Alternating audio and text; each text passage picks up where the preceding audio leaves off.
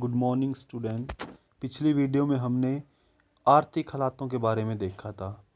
इसमें हम देखते हैं गुजरात और बिहार के आंदोलन के बारे में कि इन्होंने किस प्रकार भागीदारी निभाई कांग्रेस सरकार के विघटन में। चलिए शुरू करते हैं, जिसमें एक आएगा हमारा गुजरात का आंदोलन और दूसरा होगा हमारा बिहार आंदोलन कि इन आंदोलनों को किस प्रकार से एक व्यक्तिगत आंदोलन कहा जा सकता है या उस समय की सरकार का आंदोलन कहा जा सकता है। गुजरात और बिहार दोनों राज्य में ही कांग्रेस की सरकार थी। उस वक्त जो सरकार थी वो कांग्रेस की थी।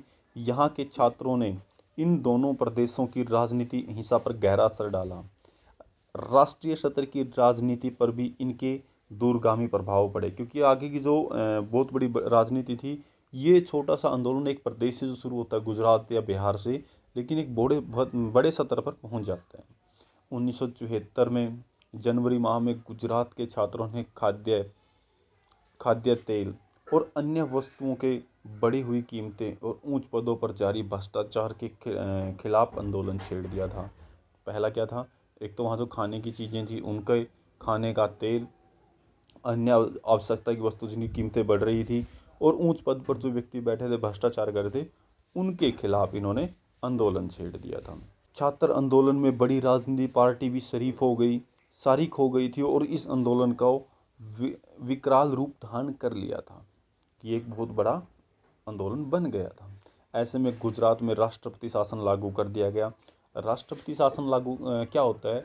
राष्ट्रपति शासन होता है जब कोई एक राज्य की सरकार संवैधानिक तौर से, आर्थिक तौर से या किसी युद्ध की व्यवस्था के कारण अपनी सरकार को ना चला पाए, कार्य ना कर पाए, तो वहाँ पर राष्ट्रपति शासन लागू हो जाता है। और जो राष्ट्रपति को हमने 3 शक्तियाँ देखी थी, 352, 356 और 360 के दौरान, वो शक्तियाँ यहाँ लागू हो जाती हैं और राष्ट्रपति यहाँ कार्य करता है। जहाँ राष्ट्रपति शासन पहले 6 महीने के लिए लगता है, उसके बाद अगर हालात अच्छे ना रहें या बिल्कुल राज्य ये कहने की स्टेज में हो कि वो सरकार वहाँ कार्य नहीं कर पा रही है, तो अगले 6 महीने के लिए इसको और बढ़ाया जा सकता है। विपक्ष दलों ने राज्य की विधानसभा के लिए दोबारा चुनाव करने की मांग की कि वहाँ के जितने भी पक्ष के थे उनका मानना था कि दोबारा से चुनाव हो।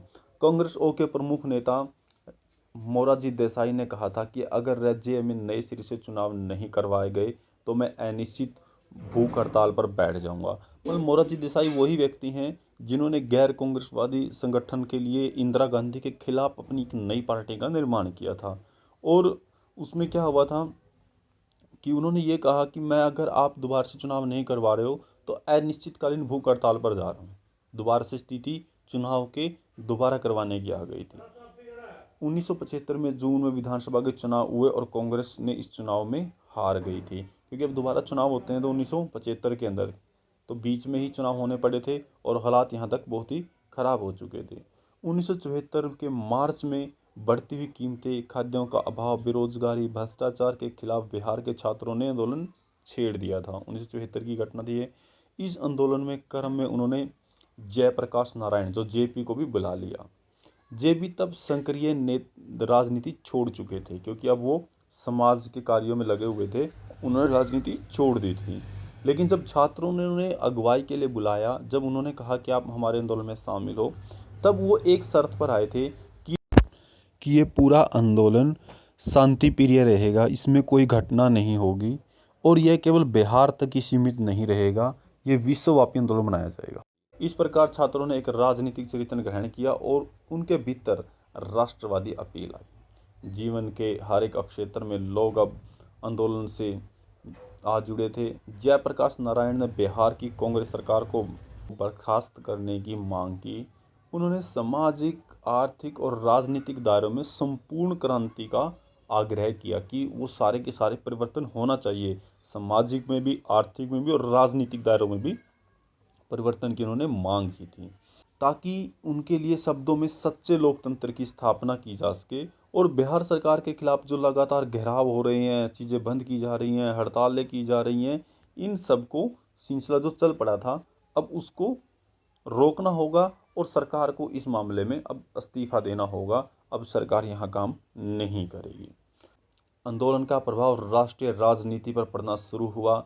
जयप्रकाश नारायण चाहते थे कि यह आंदोलन देश के दूसरे हिस्से में फैले और जयप्रकाश नारायण के नेतृत्व में चल रहे आंदोलन के साथ साथ ही रेलवे के कर्मचारियों ने भी एक राष्ट्रव्यापी हड़ताल का आग्रह किया।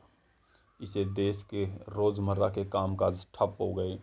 जो लगातार वहाँ कार्य किए जा रहे थे उनको रोक दिया जाने लगा और साथ में ही वहाँ व्यवस्था का खतरा एक पैदा हो गया। ऐसा खतरा कि अगर सारे कामकाज रुक जाते हैं तो एक अर्थव्यवस्था के अंदर बहुत ज़्यादा इनका प्रॉब्लम का सामना इन्हें करना पड़ता है। अब हम देखते हैं इसी के अंदर कि 1975 में जेपी ने जनता के संसद मोर्चे का नेतृत्व किया।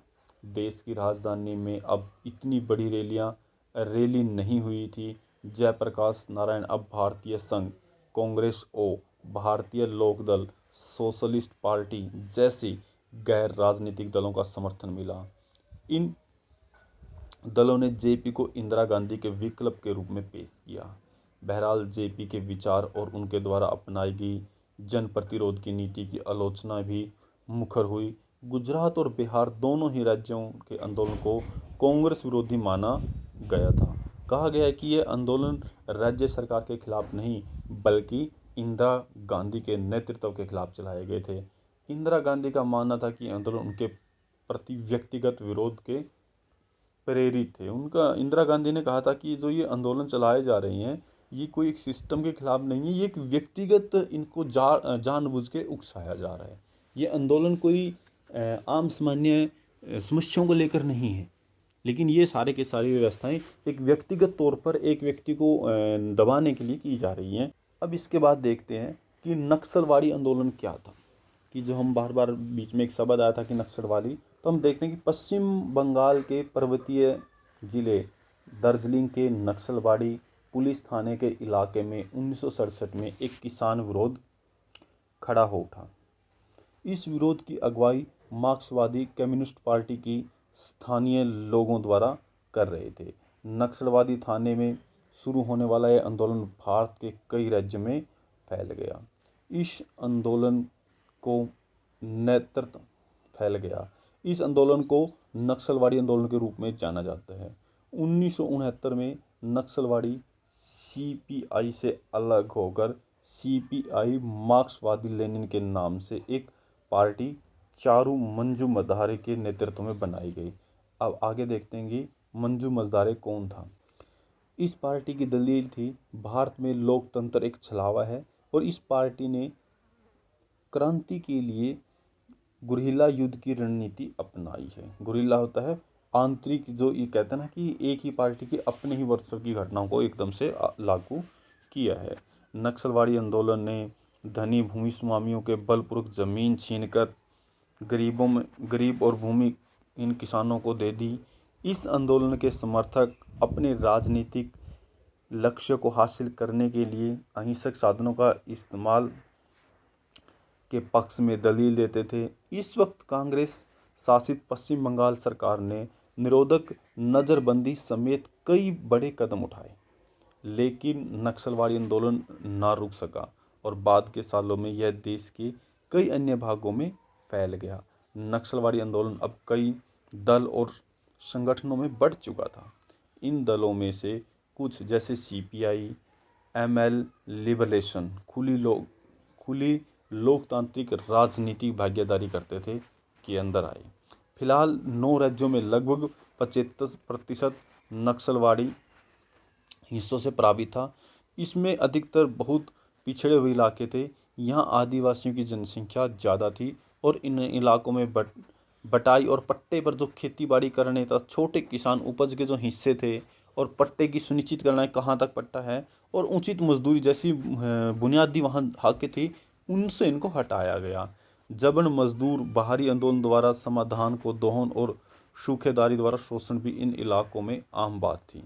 इन स्थितियों में नक्सलवाड़ी आंदोलन में बढ़ोतरी हुई। सरकार ने नक्सलवाड़ी आंदोलन से निपटने के लिए बड़े कदम उठाए।